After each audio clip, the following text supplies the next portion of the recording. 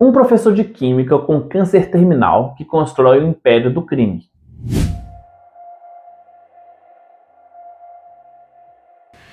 Chemistry is the study of matter, but I prefer to see it as the study of change.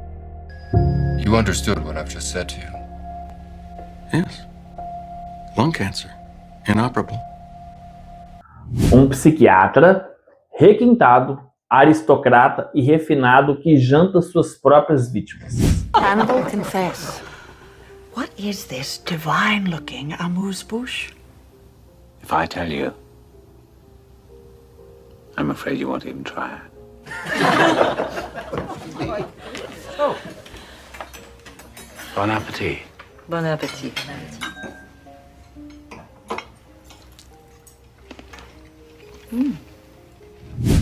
Dois dos maiores vilões já criados na história da ficção. E hoje nós vamos colocar Walter White e Hannibal Lecter frente a frente para responder uma pergunta que vai além da força ou do poder. Se esses dois gigantes se enfrentassem num duelo de mentes, manipulação e impacto psicológico, quem realmente levaria a melhor? Mais do que isso, o que a ciência da mente humana nos diz sobre a evolução de cada um deles? Por que um deles nos causa pavor pelo que pode se tornar, enquanto o outro nos aterroriza por aquilo que ele sempre foi?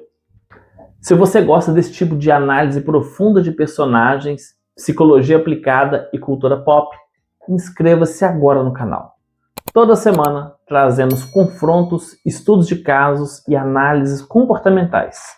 Deixe seu like, comente de qual dos dois você teria mais medo na vida real. Vamos começar entendendo a trajetória e a evolução de cada um. Walter White começa como o estereótipo do homem comum, reprimido e invisível. Um professor de química do ensino médio, pai de família dedicado, trabalhando em uma lava rápido para fechar as contas do mês. Ele carrega um ressentimento profundo por ter ficado de fora da empresa bilionária que ajudou a fundar no passado. A virada ocorre com um diagnóstico de câncer de pulmão inoperável. Inicialmente, a motivação parece nobre e altruísta: produzir metanfetamina de altíssima pureza para deixar uma reserva financeira para sua esposa e filhos antes de morrer. Porém, conforme a narrativa avança, testemunhamos o que na psicologia chamamos de racionalização e desinibição comportamental. A necessidade financeira é apenas o gatilho. O verdadeiro combustível de Walter é o narcisismo ferido. À medida que ele enfrenta criminosos, cartéis, You got one part of that wrong.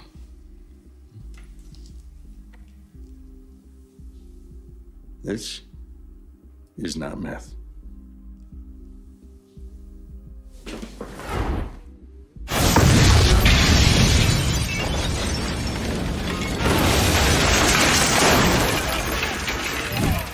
e a própria polícia, a persona de Heisenberg emerge.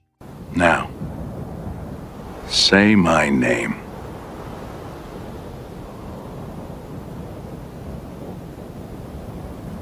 Heisenberg. You're goddamn right. Heisenberg não é apenas um apelido do crime. É um mecanismo de defesa e a manifestação máxima de seu ego. Walter deixa de ser a vítima das circunstâncias para se tornar o agente do caos. Ele experimenta pela primeira vez na vida o sentimento de poder irrestrito e controle. Como o próprio Walter confessa no final da série: eu fiz por mim, eu gostava, eu era bom nisso, e me fazia sentir vivo. A evolução de Walter White é uma descida aos infernos da desintegração moral. I am not in danger, Skyler. I am the danger. A guy opens his door and gets shot and you think that of me? No. I am the one who knocks. Ele muda radicalmente a cada temporada, sacrificando sua ética, suas relações e sua humanidade em troca de validação e legado. Agora olhemos para Hannibal Lecter. A estrutura de Lecter é diametralmente oposta à de Walter White. Hannibal não tem um arco de desconstrução moral ao longo da história principal. Ele não passa de um homem bom a vilão. Ele já nos é apresentado no topo do mundo intelectual e social. É um psiquiatra renomado, polímata, profundo conhecedor das artes, da música clássica, da gastronomia e da anatomia humana.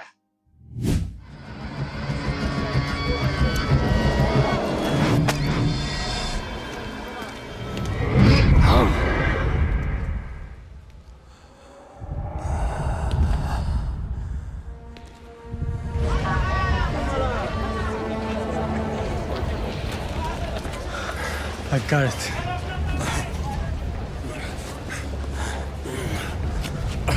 E, escondido sob essa fachada impecável de cavalheiro erudito, reside um psicopata canibal com traços marcantes de sadismo e maquiavelismo.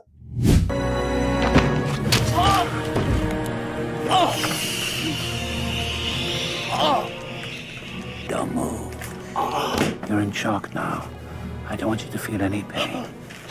In a moment, you'll begin to be lightheaded, then drowsy. Don't resist. It's so gentle, like slipping into a warm bath. I regret I came to this world, but every game must have its ending.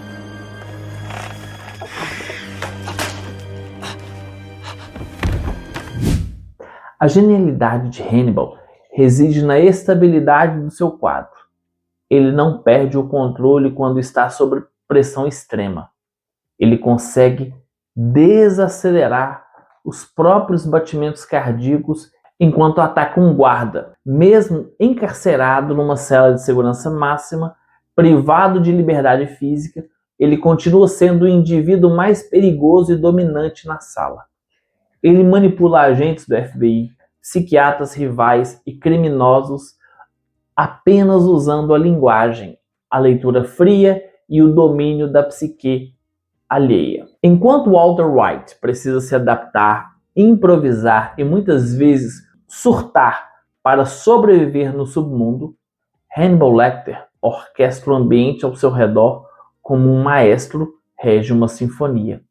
Ele não muda, ele apenas revela camadas da sua verdadeira natureza quando acha conveniente. Se colocássemos Walter White e Hannibal Lecter frente a frente em uma disputa mental ou estratégica, como esse confronto se desdobraria? Nesse ponto, a vantagem de Hannibal Lecter é esmagadora. Como psiquiatra e mestre na análise comportamental, Lecter identificaria imediatamente os pontos fracos de Walter: seu orgulho desmedido, seu ego frágil, sua necessidade compulsiva de ser reconhecido como o homem mais inteligente do ambiente. You're goddamn right. Hannibal usaria essas falhas emocionais para desestabilizar Walter sem precisar disparar um único tiro. Now, was it Mason Verger you sold me to? No. Blink twice for yes, once for no. Was it Mason Verger you sold me to? Yes, good, thank you. Por outro lado, Walter White é um mestre da sobrevivência no mundo real. Ele não tem o refinamento de Lecter, mas possui uma capacidade absurda de criar soluções letais sob pressão, usando a química pura, desde bombas de fulminato de mercúrio até armadilhas automatizadas. Se a disputa envolver recursos materiais e sobrevivência em um ambiente aberto, a imprevisibilidade de Walter se torna um fator extremamente perigoso. O grande ponto fraco de Walter White sempre foi a emoção. Ele comete erros graves quando seu orgulho é ferido ou quando age por impulso de raiva. Hannibal quase nunca comete erros motivados por raiva. Seus atos de violência são minuciosamente calculados, estéticos ou puramente instrumentais. A grande questão sobre esses dois personagens é o tipo de medo que eles despertam na nossa psique. Hannibal Lecter representa o medo do monstro inacessível e a ideia perturbadora de que alguém impecável, extremamente educado e acima de qualquer suspeita pode esconder os impulsos mais sombrios e desumanos. É a quebra da ilusão de que o mal é sempre grotesco ou visível. Walter White, contudo, representa um medo muito mais próximo e assustador para a psicologia moderna. O medo da metamorfose.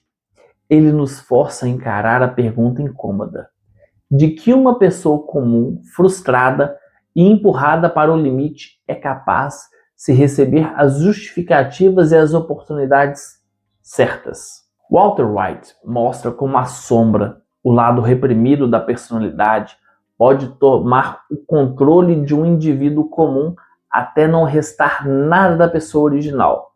E é por isso que, no ponto de vista analítico, Walter é uma das figuras mais ricas e complexas da história da televisão. Se você quer aprofundar ainda mais esse tema e entender quais conceitos da psicologia clínica e neurociência explicam o comportamento de personagens como Walter White e Hannibal Lecter, eu preparei um conteúdo exclusivo e detalhado onde analiso a fundo essas estruturas mentais. O link para essa análise completa está aqui no card da tela e também no primeiro link da descrição. E se você gosta de acompanhar reflexões diárias sobre comportamento humano, emoções, tomadas de decisão e desenvolvimento pessoal sob a ótica da psicologia, me siga lá no Instagram, psicólogo Wesley Albert. Todos os dias postamos conteúdos dinâmicos por lá.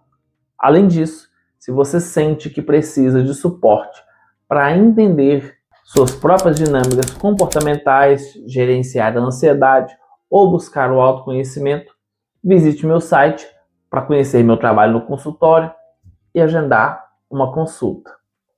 Agora eu quero saber de você.